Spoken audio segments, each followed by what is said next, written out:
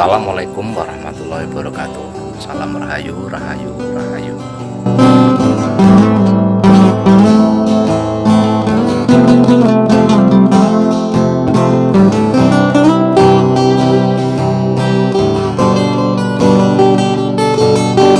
Teman-teman, jumpa lagi dengan Racan Heru, channel yang membahas tentang seni budaya kehidupan sehari-hari dan juga wisata, teman-teman.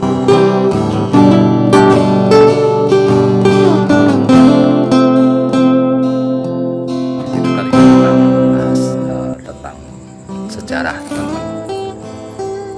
Pembahasan kali ini adalah tentang penulisan para raton. Saya ingin mengucapkan terima kasih dan juga selamat datang pada teman-teman yang baru menemukan channel ini. Jangan lupa untuk like, share, dan subscribe. Mari kita sama-sama menyelami dan belajar tentang cerita-cerita sejarah, terutama sejarah Nusantara kita, teman-teman.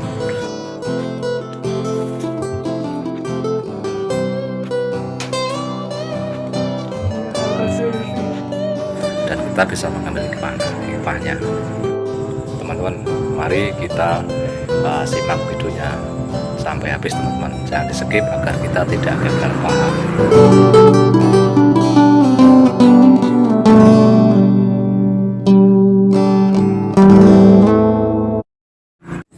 Teman-teman, berbeda dengan negara Kartagama, teman-teman, yang menyebutkan bahwa negara Kartagama itu dituliskan oleh seseorang yang namanya disamarkan di dalam kitab ini, teman-teman, yaitu Prapanca.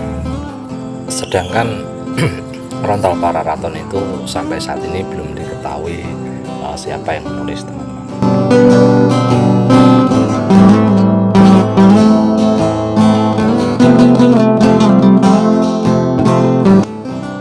Sebenarnya ini tidak aneh, teman-teman, karena pada umumnya naskah yang ditulis pada era Jawa Pertengahan itu memang bersifat anonim.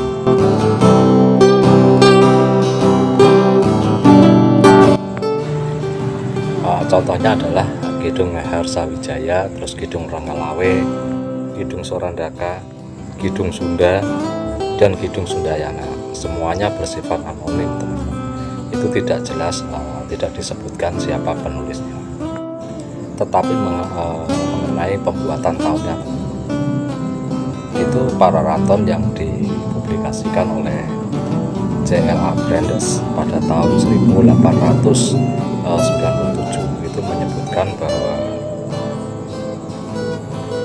naskah ini ditulis pada Saka 1535 atau 1613 Masehi, teman-teman. Sedangkan yang diterbitkan oleh Agung Kriswanto, teman-teman, pada tahun 2009 itu menyebutkan bahwa naskah yang ditulis pada Saka 1522 Masehi atau 1600 Masehi, teman-teman. Karena ada dua versi angka tahun yang dapat disimpulkan bahwa dua-duanya adalah tahun penyalinan, bukan tahun pemberontak. Teman-teman, menurut dua versi Para Raton ini,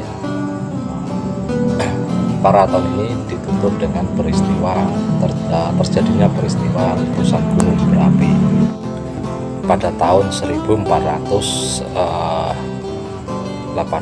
Masehi. Peristiwa ini berselang 3 tahun dari meninggalnya Raja Majapahit di istananya, yaitu sekitar tahun 1400 Saka atau 1478 Masehi.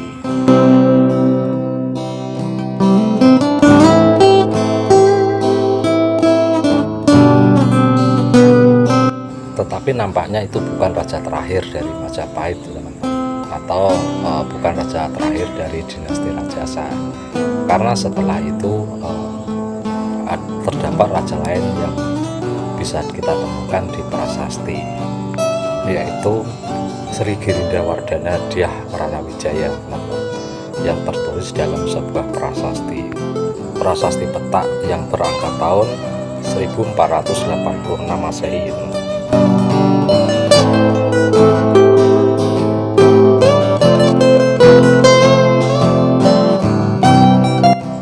Teman-teman, tadi telah saya katakan bahwa nama pujangga yang pertama kali menuliskan Pararaton itu belum diketahui hingga saat ini.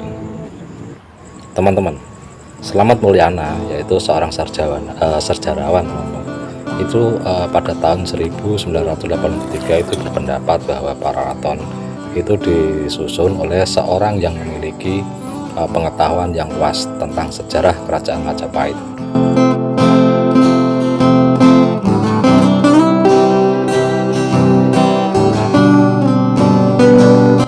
Serta hafal dengan nama-nama daerah desa-desa di sekitar Malang.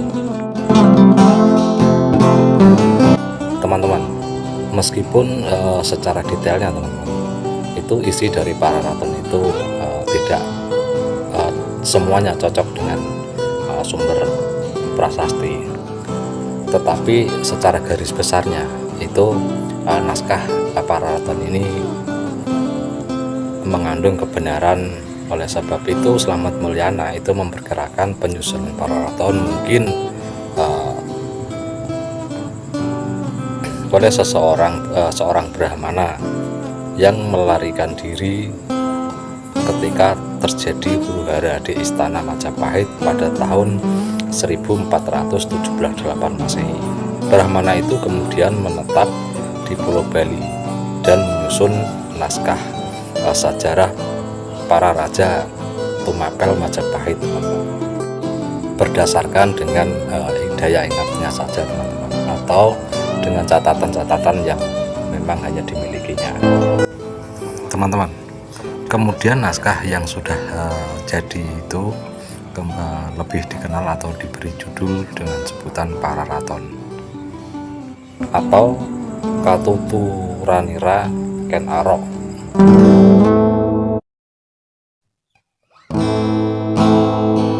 Yang menarik ialah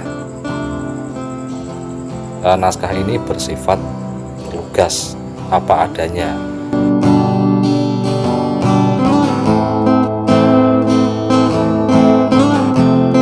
Sangat berbeda dengan Nagara Kartagama teman-teman, yang hanya mengisahkan perihal yang baik-baik saja.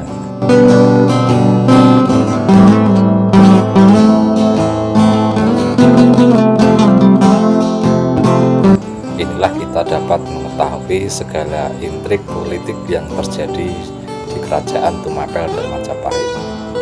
Hal seperti ini tentu saja tidak mungkin dapat kita peroleh dari Nagara Kartagama maupun prasasti, teman-teman.